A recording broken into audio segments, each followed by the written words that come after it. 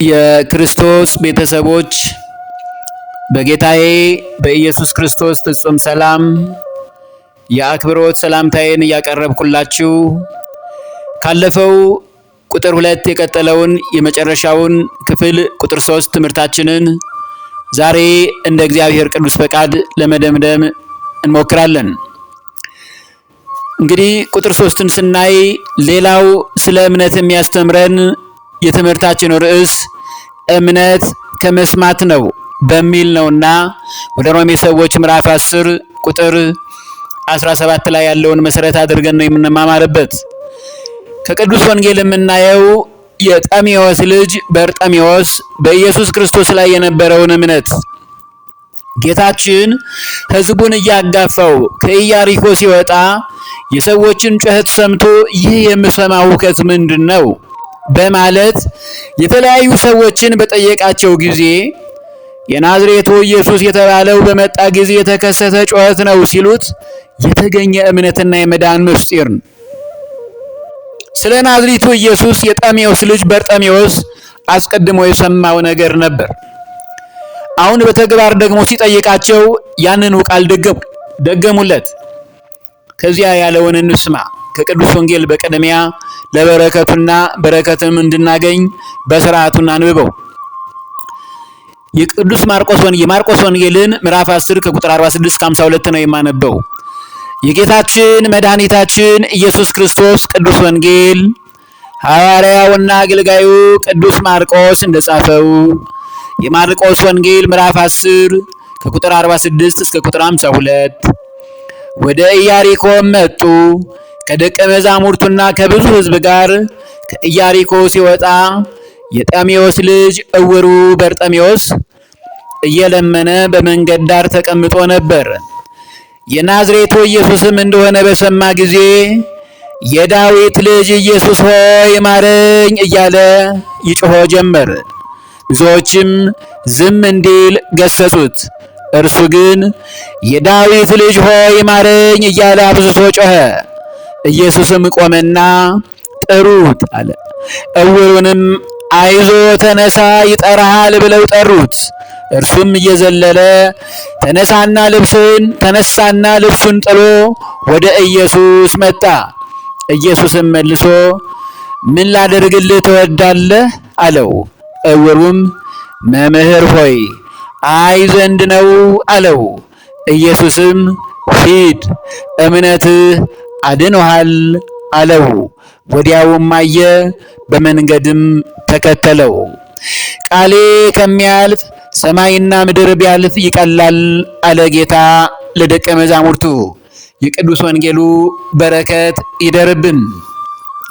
የጠሜዎስ ልጅ በርጠሜዎስ ስለ ኢየሱስ ክርስቶስ ፍጹም አዳኝነት ዕውራንን እንደሚያበራ፣ ልሙፃንን እንደሚያነጻ፣ ድውያንን እንደሚፈውስ፣ ጎባጣን እንደሚያቀና፣ ሙታንን እንደሚያስነሳ ስለ ኢየሱስ ክርስቶስ ከሰዎች ሰምቶ ነበር። እንደገና በድጋሚ ከኢያሪኮ ሲወጣ ባየ ጊዜ ይሄ የምሰማው ድምፅ ምንድን ነው ሲል ይሄ የናዝሬቱ ኢየሱስ ነው አሉት። ያን ጊዜ ምን አለ? የናዝሬቱ ኢየሱስም እንደሆነ በሰማ ጊዜ ነው የሚለው። ይሄ ነው እምነት ከመስማት ነው የሚወለደው። የጠሜዎስ ልጅ በርጠሜዎስ አይነ ስውር ሆኖ አልቀረም። ከሰማ በኋላ ግን አይኑን ያበራለት አምላክ በዚህ መንገድ ነው። ክርስቲያኖች ከዚህ ታላቅ ትምህርትን መማር እንችላለን። የዳዊት ልጅ ኢየሱስ ሆይ ማረኝ ነው። ዛሬም ብዙ አይነ ስውራኖች ሰዎች አለን። እናያለን ግን አናይም፣ ታውረናል። እግዚአብሔር አይነ ልቦናችንን ይከፍትልን። የዳዊት ልጅ ኢየሱስ ሆይ ማረኝ እያል ልንጮህ ይገባል። እንዲህ ብሎ ነው የጮኸው እሱ። ብዙዎችም ዝም እንዲል ገሰጡት። እሱ ግን የዳዊት ልጅ ሆይ ማረኝ እያለ አብዝቶ ጮኸ። ኢየሱስም ቆመና ይህን ሰው ጠሩት። እውሩንም አይዞ ተነሳ ይጠራሃል ብለው ጠሩት። ቀድመው አድክመውት ነበር። ዛሬ ወደ እግዚአብሔር ቤት ለመምጣት ከነ ድካማችን፣ ከነ በደላችን፣ ከነ ሁሉ ጉስቁልናችን ስንቀርብ አድካሚ ሰዎች አይጠፉም። ጠላት ዲያብሎስ ያደረባቸው ወደ ቤተ ክርስቲያን ስንቀርብ ፍጹም ኃጢአት በደላችንን ጥለን ስንመጣ አድካሚ ሰዎች አይጠፉም። ይሄን ሁሉ መቻል አለብን። የጠሜዎስ ልጅ በርጠሜዎስ የሚያስተምረን ይህንን ነው። ዝም በል አይሰማህም ብለው ቢገስጹት የዳዊት ልጅ ሆይ ማረኝ እያለ አብዝቶ ጮኸ። ጩኸታችንን እንቀጥላለን እንጂ በፍጹም በሰዎች ጉትጎታ ከእግዚአብሔር መንገድና ከእምነታችን አንንሸራተትም። ይህንን ነው ማስተዋል ያለብን። ኢየሱስም ቆመና ጥሩት ነው ያለው። ዕውሩንም ከዚያ ዝም በል ይሉት የነበሩት ሁሉ አይዞ ተነሳ ይጠራሃል ብለው ጠሩት። እርሱም እየዘለለ ተነሳና ልብሱን ጥሎ ወደ ኢየሱስ መጣ።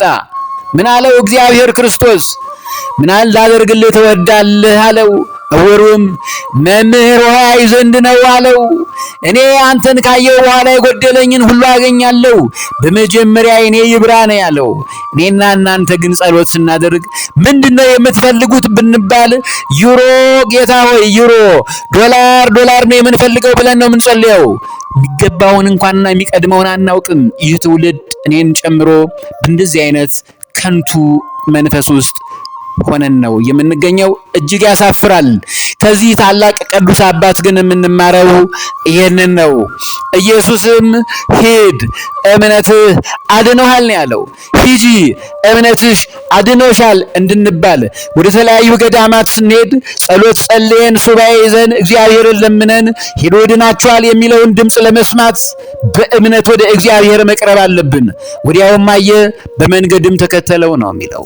በእግዚአብሔር ፍቅር መንገድ በእምነቱ እግዚአብሔርን ተከተለው።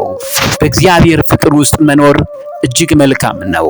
ይህ ሁሉ በረከትና ፈውስ የተገኘው ግን እምነት ከመስማት ነው፣ መስማትን በእግዚአብሔር ቃል ነው።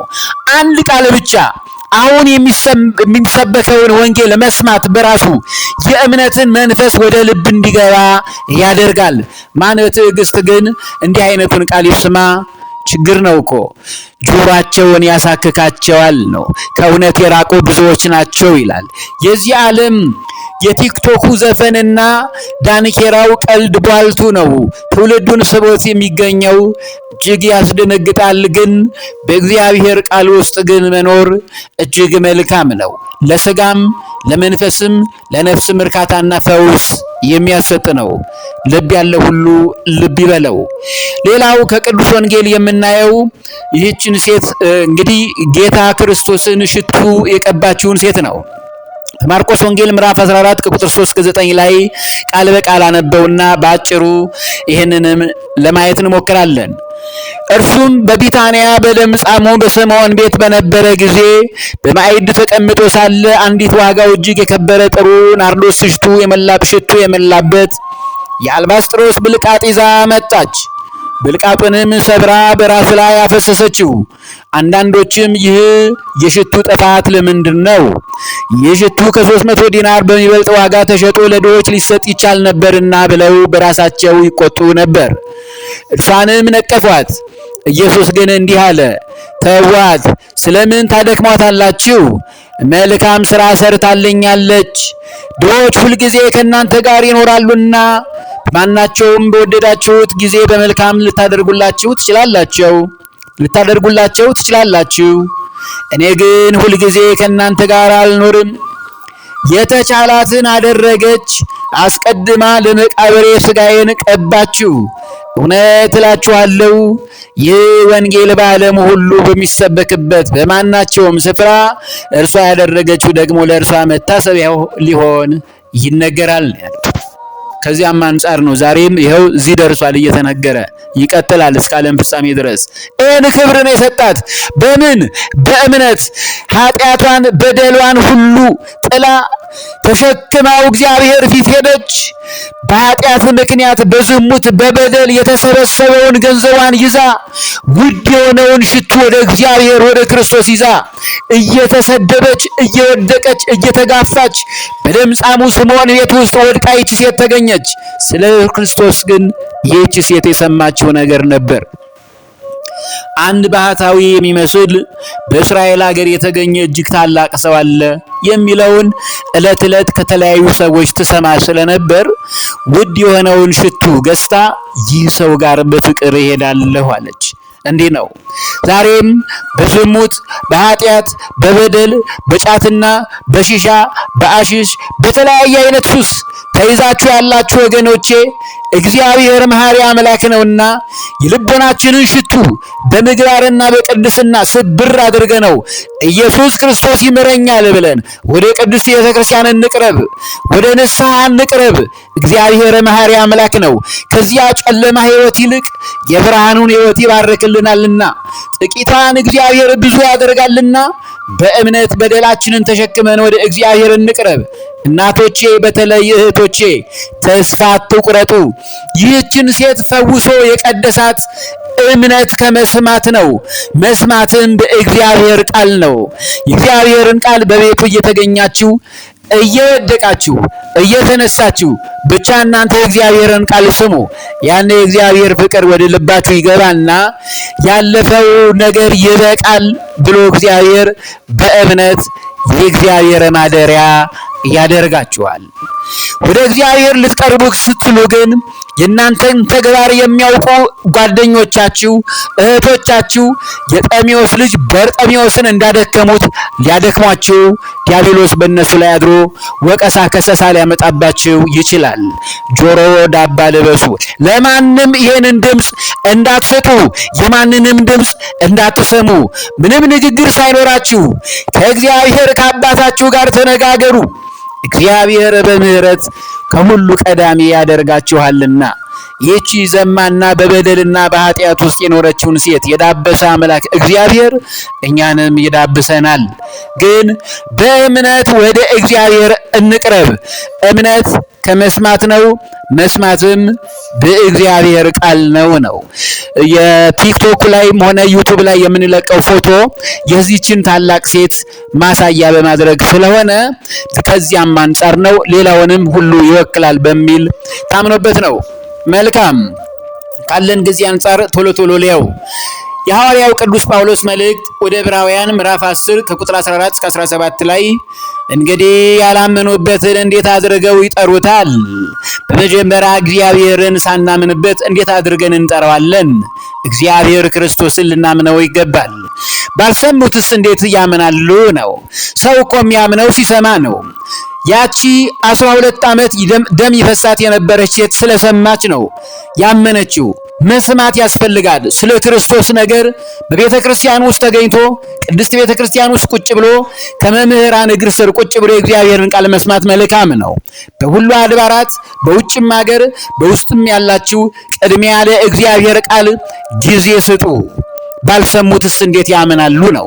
በርጤሜዎስ የሰማው ሰምቶ ነው ያመነው። ያቺ ደግሞ በኃጢአትና በበደል የነበረችው ሴት ሰምታ ነው ወደ ክርስቶስ የቀረበችው። ሽቱ እስከ መቀባት ድረስ የደረሰችው ሰምታ ነው ስለ ክርስቶስ። በቅድሚያ ይሄንን ማወቅ አለብን። ያለ ሰባኪስ እንዴት ይሰማሉ ነው። ስለዚህ ሰባኪያነ ወንጌል መምህራን አሉ። የአባቶቻችን ሐዋርያት ፈለግ የተከተሉ ከዚያ ቁጭ ብሎ የእግዚአብሔርን ቃል መስማት የክርስቶስን ፍቅርና ስጋዊውንም መንፈሳዊውንም የነፍሱንም ፈውስ ማግኘት ይቻላል። መልካሙን የምስራች የሚያወሩ እግሮቻቸው እንዴት ያማሩ ናቸው ተብሎ እንደተጻፈ ካልተላኩ እንዴት ይሰብካሉ? ነገር ግን ሁሉ ለምስራቹ ቃል አልታዘዙም ነው የሚለው። የምስራቹ የተባለው ቃል ቅዱስ ወንጌሉ፣ የምስራቹ የተባለው ቅዱስ ወንጌሉ ቃል የክርስቶስ ቃል ነው። ሁሉ አልታዘዙም ነው ያለው ኢሳይያስ። ጌታ ሆይ ምስክርነታችንን ማን አመነ ብሏልና፣ እንግዲያስ እምነት ከመስማት ነው፣ መስማትም በእግዚአብሔር ቃል ነው ያለው ብርሃነ ዓለም ሐዋርያው ቅዱስ ጳውሎስ መልእክቱን ሲጽፍ ይህንን ነው የሚነግረን። የትምህርታችንንም ርዕስ የወሰድነው ከዚህ የመጽሐፍ ቅዱስ ክፍል ነው። ይሄ ነው እምነት ከመስማት ነው፣ መስማትም በእግዚአብሔር ቃል ነው። ትውልዱ ክርስቲያኖች የእግዚአብሔርን ቃል ማንም ይናገረው፣ ኮልታፋም ጎልዳፋም ይናገረው፣ መስማት ግን እምነትን ወደ ልባችን እንዲገባ ያደርጋል። ይሄ ነው አንደኛ ዮሐንስ መልእክት ምዕራፍ 5 ቁጥር 4 ላይ ከእግዚአብሔር የተወለደ ሁሉ ዓለምን ያሸንፋልና ነው ያለው። ከእግዚአብሔር አብ፣ ከእግዚአብሔር ወልድ፣ ከእግዚአብሔር መንፈስ ቅዱስ በ40 ቀን የተወለድን ክርስቲያኖች ሆይ ከእግዚአብሔር አብ ከእግዚአብሔር ወልድ ከእግዚአብሔር መንፈስ ቅዱስ በአብ በወልድ በመንፈስ ቅዱስ ገና በልጅነታችን ወንድ በ40 ቀኑ በተወለደ ሴት በ80 ቀኗ በተወለደች የሚጠመቁት ጥምቀት ከእግዚአብሔር የተወለዱ ናቸው። እነዚህ ሁሉ ዓለምን ያሸንፋሉ ነው ያለው። የዓለምን ፈተና ጉድለትን ሁሉ እግዚአብሔር ይሞላል። በመጀመሪያ ግን ከእግዚአብሔር መወለድ ያስፈልጋል። ዓለምን የሚያሸንፈው እምነታችን ነው። በእግዚአብሔር በክርስቶስ ፍጹም አምላክ መሆኑን ማመን፣ አንድነቱን ሦስትነቱን አምነን ስንኖር ዓለምን እናሸንፋለን። የእምነት ጥግ ይሄ ነው።